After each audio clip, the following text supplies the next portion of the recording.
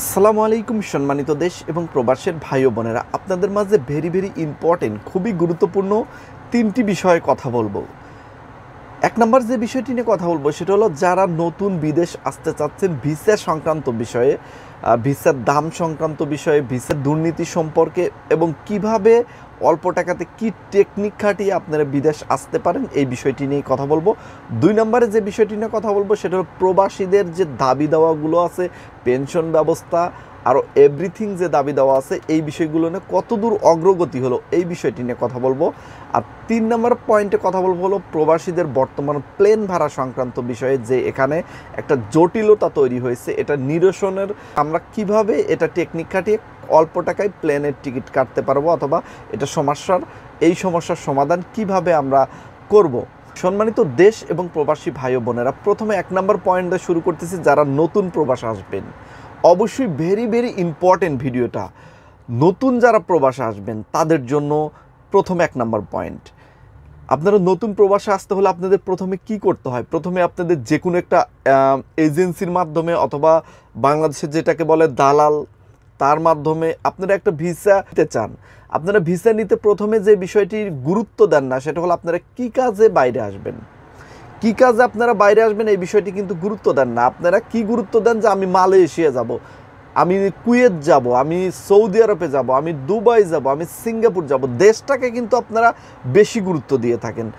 আমি বলি কি, দেশটা যতটুকু গুরুত্বপূর্ণ তার চেয়ে বেশি গুরুত্বপূর্ণ আপনি কি কাজে যাচ্ছেন। এটা আপনি যে কাজে যাচ্ছেন সেই কাজটা সবচেয়ে বেশি গুরুত্বপূর্ণ। আপনি মালয়েশিয়াতেও যদি ইলেকট্রিশিয়ান হিসেবে যান, ভালো টাকা স্যালারি পাবেন। কুয়েত আসলেও ইলেকট্রিশিয়ান হিসেবে ভালো টাকা স্যালারি পাবেন।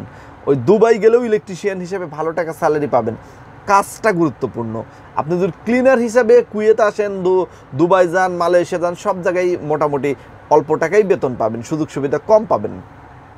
তাহলে গুরুত্বপূর্ণ বিষয় কোনটা? গুরুত্বপূর্ণ বিষয় হলো আপনার সঠিক কাজে যেতে হবে, সঠিক দেশ, সেটা দুই নম্বর সেক্টর। এক নম্বর পয়েন্টই থাকবে আপনি কি কাজে বিদেশ যেতে চাচ্ছেন, আপনি কোন কাজে দক্ষ আছেন, সেই কাজের উপর একটি ভিসা সংরক্ষণ করতে হবে। এখন ভিসা সংরক্ষণের যে প্রসেস, আপনার দালালের মাধ্যমে বা এজেন্সির মাধ্যমে ছাড়া তো বাংলাদেশে তেমন সরকারিভাবে ভিসা পাওয়া যায় না। যদি সরকারিভাবে ভিসাগুলো পাওয়া যেত তাহলে কিন্তু এই সমস্যাগুলো অনেকটাই নিরসন হয়ে যেত, এই সমস্যাগুলো অতটা জটিল আকার ধারণ করতো না।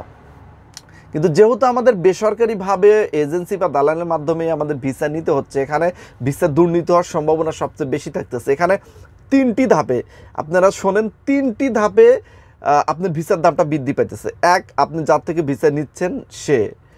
দুই, আপনি সেই ব্যক্তি আবার কোনো এজেন্সির থেকে নিতে পারে, তারা লাভ করবে। তিন, যে ব্যক্তিটি বিদেশ থেকে ভিসা পাঠাইতেছে, মানে আপনি যে কোম্পানি থেকে ভিসা পাঠাইতেছে ওখানেও আবার এক বাঙালি অথবা অন্য কোনো দেশের লোক আছে, সরাসরি কোম্পানি থেকে সেই ভিসাগুলো পাচ্ছে না।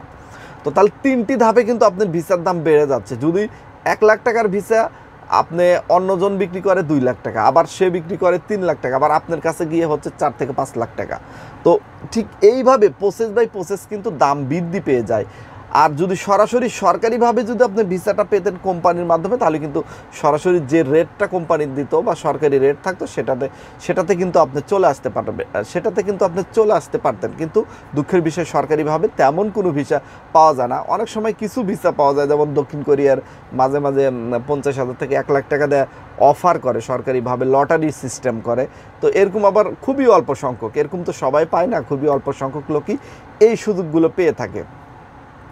তো ভিসা দুর্নীতির বিষয়গুলো বলতে গেলে, বিস্তারিত বলতে গেলে অনেক বড় হয়ে যাবে ভিডিওটা। আমি এখন আপনাদের বলবো কিভাবে আপনারা ভিসা ক্রয় করবেন, কি কৌশলে আপনারা নেওয়ার চেষ্টা করবেন। এক নাম্বার হচ্ছে আপনি কি কাজে যাবেন সেই বিষয়টি বলবেন। আর দুই নম্বরে বলবেন যে আপনি যে ভিসাতে যাবেন সেই ভিসার উপর কাজ উল্লেখ থাকতে হবে। আপনি প্রতারিত হতে পারেন কিন্তু, যে আপনাকে পাঠিয়ে দেবে হচ্ছে এক কাজের কথা বলে, ওখানে যা দেখবেন যে অন্য কাজ, অন্য কোম্পানি।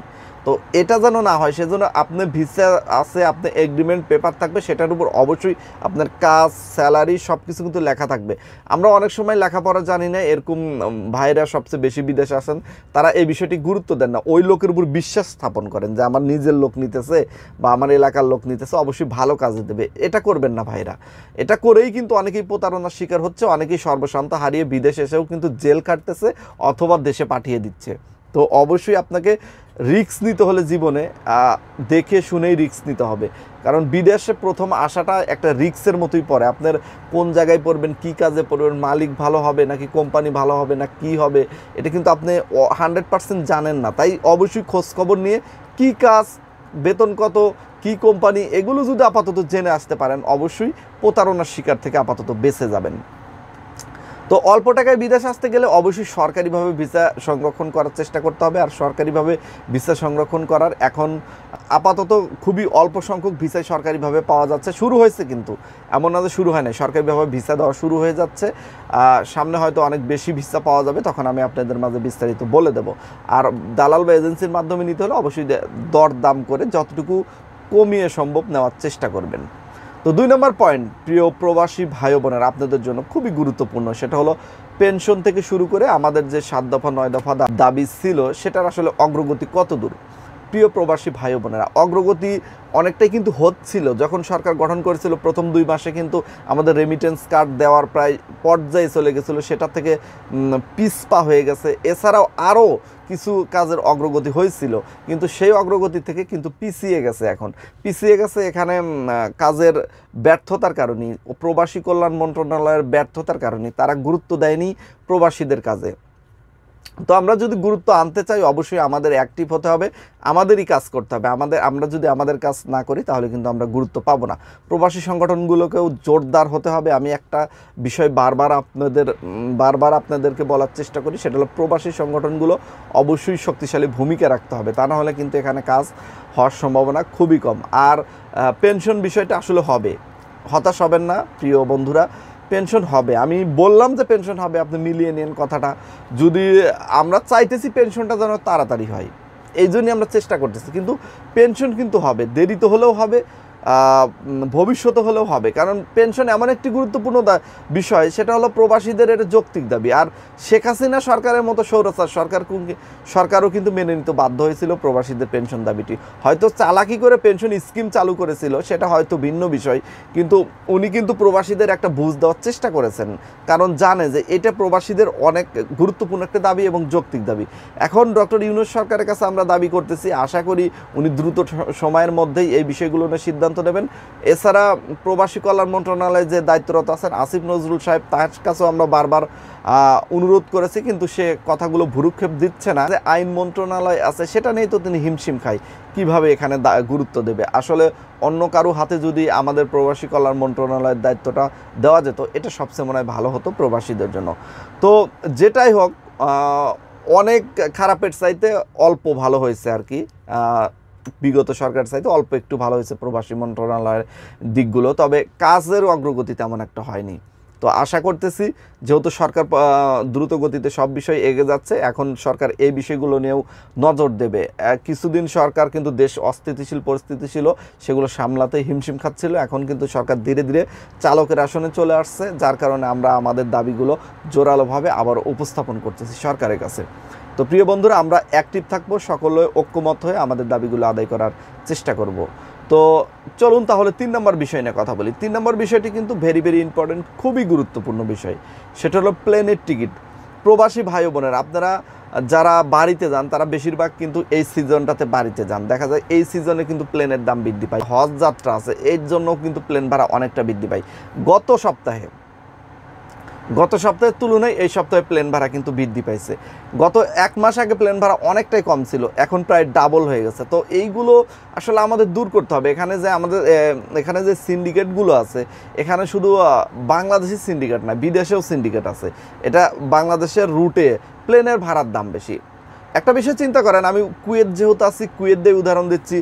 এখন বর্তমান প্লেনের টিকিট, আমি আজকেও খোঁজ নিছি, এখন বর্তমান যদি ইন্ডিয়াতে যান আপনি কুয়েত থেকে, তাহলে প্লেন ভাড়া পড়তেছে মাত্র বাংলাদেশি টাকায় 40,000 টাকার মতো, আসা যাওয়া ডাবল, আর যাবেন আসবেন উভয়। আর যদি আপনি বাংলাদেশে যেতে চান তাহলে বাংলাদেশি টাকায় 70 থেকে 75,000 টাকা পড়তেছে, যাওয়া আসাও, মানে রিটার্ন টিকিট সহ। তো আর যদি শুধু যেতে চান তাহলে বাংলাদেশে হয়তো 45 থেকে 50,000 টাকা, এবং ইন্ডিয়াতে 25 থেকে 30,000 টাকা। তো ইন্ডিয়ার বাংলাদেশ পাশাপাশি, এত পার্থক্য কেন? এত পার্থক্য হচ্ছে আমাদের সিস্টেম।